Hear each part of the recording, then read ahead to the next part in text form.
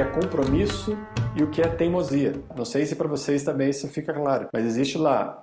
Se vocês já se questionaram sobre isso, em algum momento em que vocês estão lá, diante daquilo que vocês pensam ser a missão de vocês, e vocês não sabem até quando é necessário sustentar aquilo para que aquilo se torne um compromisso ou abandonar aquilo para que aquilo deixe de ser uma teimosia. Uma boa dica para vocês entenderem o que é compromisso e o que é teimosia é: se há a sensação de orgulho sobre aquilo que é feito, é teimosia. O compromisso, ele se conecta com o sentimento de serviço.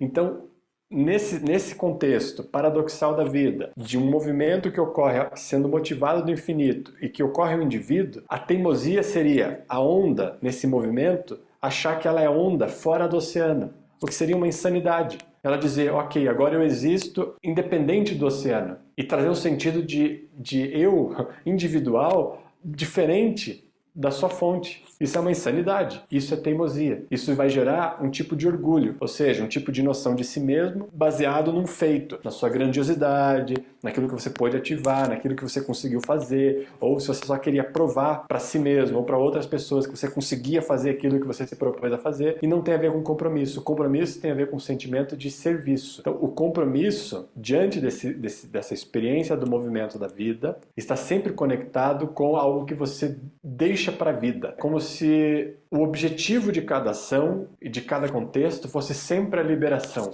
Nunca é um reconhecimento ou uma satisfação pessoal. A satisfação pessoal e o reconhecimento, elas podem acontecer, não está errado acontecer. Você não tem que ficar não sendo reconhecido e não tendo prazer. Não é esse o ponto, mas é a motivação pela qual você faz. A motivação determina se aquilo é compromisso ou se aquilo é teimosia. E se há uma vontade escondida ali atrás de provar que você está certo, que você está fazendo aquilo que é preciso fazer e que você quer ser reconhecido por aquilo depois, é teimosia, não é compromisso. O compromisso é o que pode sustentar a identidade, a essência, em movimento, se mantendo conectada com a fonte e, ao mesmo tempo, tendo a experiência da individualidade. É com o compromisso, e principalmente numa tradição como a nossa, uma tradição familiar, de vida familiar, onde você está envolvido com os processos familiares e com a vida cotidiana. É nesse contexto em que você reconhece a individualidade, as suas habilidades individuais, que podem servir à sociedade, cada um tem a sua individualidade e as suas habilidades pessoais, de modo a servir mais adequadamente, mas com o objetivo sempre de liberação.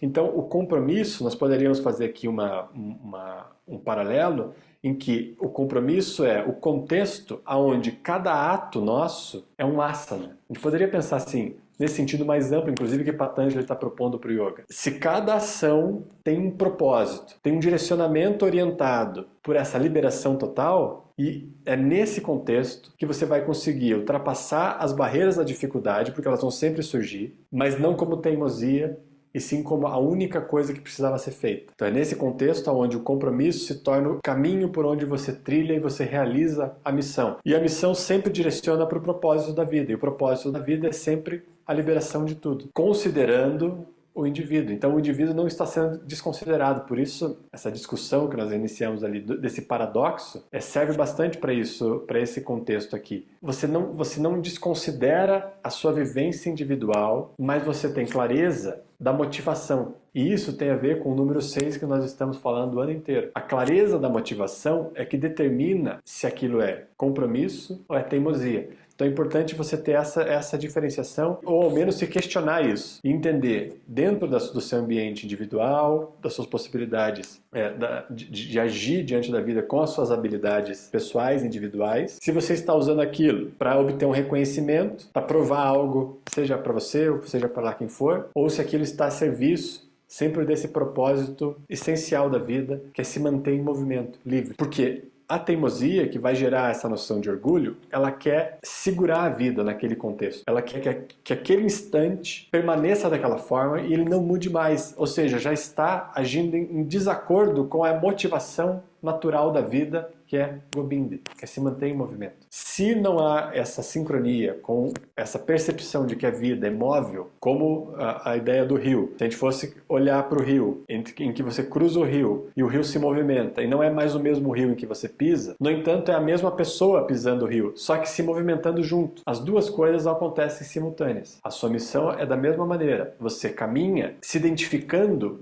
com o movimento. É por isso que a gente tem na estrutura da mente aquela estrutura chamada Ahankara. Ahankara é esse processo de identificação com um contexto limitado que pode ser capturado num frame e pode ser feita uma imagem disso. O Ahankara está lá, ele não é para ser excluído. Então, esse frame do movimento, essa imagem da vida que é formada naquele instante, ela é real, com uma imagem capturada naquele momento. Naquele momento ela era verdade. E se a gente caminha e se move e fica preso àquela ideia, você vai começar a ficar preso, digamos assim, às referências que você teve no seu passado. E esse é um pouco o contexto dessas práticas que nós estamos fazendo agora nesse mês. A nossa capacidade de abandonar essas imagens feitas no passado e que a gente cogitou que eram verdades eternas, quando era uma verdade simplesmente num único instante. Ela foi uma verdade, não é que ela foi mentira, ela foi uma realidade num instante. Ela não foi uma mentira, ela não era uma farsa, ela aconteceu, aquilo se tornou uma realidade. A farsa se caracteriza quando a gente tenta manter isso que foi real um dia por muito tempo de uma maneira estática, sem se movimentar.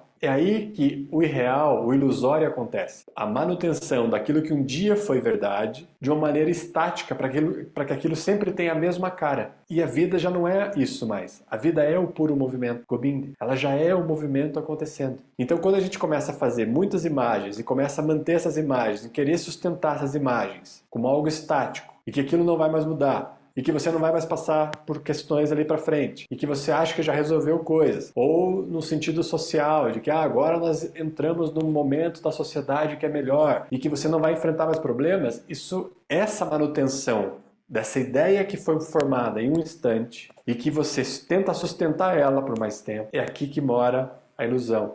E é aqui que mora a diferença entre compromisso e teimosia. Teimosia é a vontade que você tem de manter aquilo que um dia foi verdade e que você, por alguma razão, gostou ou não gostou, porque às vezes a gente quer manter coisa que a gente não gostou só porque é conhecido, nessa discussão que a gente já teve esse ano sobre aquilo que é desconhecido, mas a teimosia surge dessa vontade de manter aquilo que um dia foi verdade, estaticamente igual ao longo do tempo, para gerar em si mesmo uma imagem de alguém que aproveitou isso e continua aproveitando e tendo benefícios disso. O sentimento de orgulho, de alguém que se identifica com essa coisa que acontece. Quando o compromisso é a capacidade de manter a essência em movimento durante o tempo. É a capacidade que você tem de manter a fonte de onde tudo é emanação se movimentando no tempo. A capacidade de manter o infinito acontecendo no finito. A identidade acontecendo no indivíduo. O compromisso tem mais a ver com isso. E no fundo, cada um de nós sabe aonde está querendo ganhar alguma coisa. Tem uma referência lá. Eu sempre digo para vocês, se você olhar mais de perto, com um pouquinho mais de calma, você vai saber lá onde está isso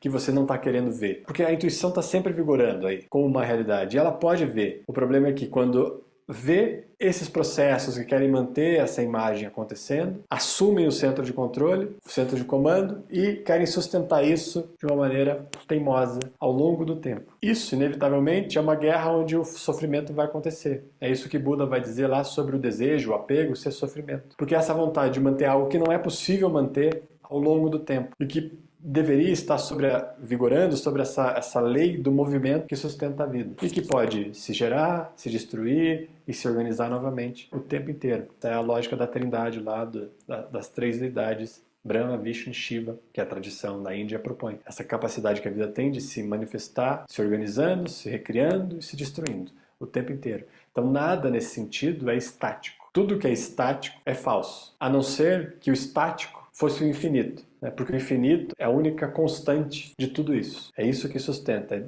desse local que tudo surge. Ou a gente poderia dizer que o silêncio é a única constante de todo barulho, porque o silêncio é o pano de fundo de onde todo barulho acontece. O oceano é a única constante de toda onda, porque ele é o lugar onde toda onda acontece. E aí eu volto à frase que eu comecei lá na conversa, onde a gente já estava gravando, mas para quem não estava gravando também lembrar, que o Akal ele traduz o yoga como algo mais assim: o yoga sempre se transforma para se manter o mesmo. Então a vida sempre se transforma para se manter ela mesma, a vida acontecendo. Então ela sempre se transforma para se manter a mesma. Então é diferente, mas ao mesmo tempo é a mesma. No entanto, a imagem sustentada ao longo do tempo, estaticamente, é falsa, porque ela já deixou de ser. No entanto, a vida, que um dia foi real nessa imagem, é a mesma acontecendo agora, sistematicamente, né? Em cada respiração, em cada inspiração e cada exalação.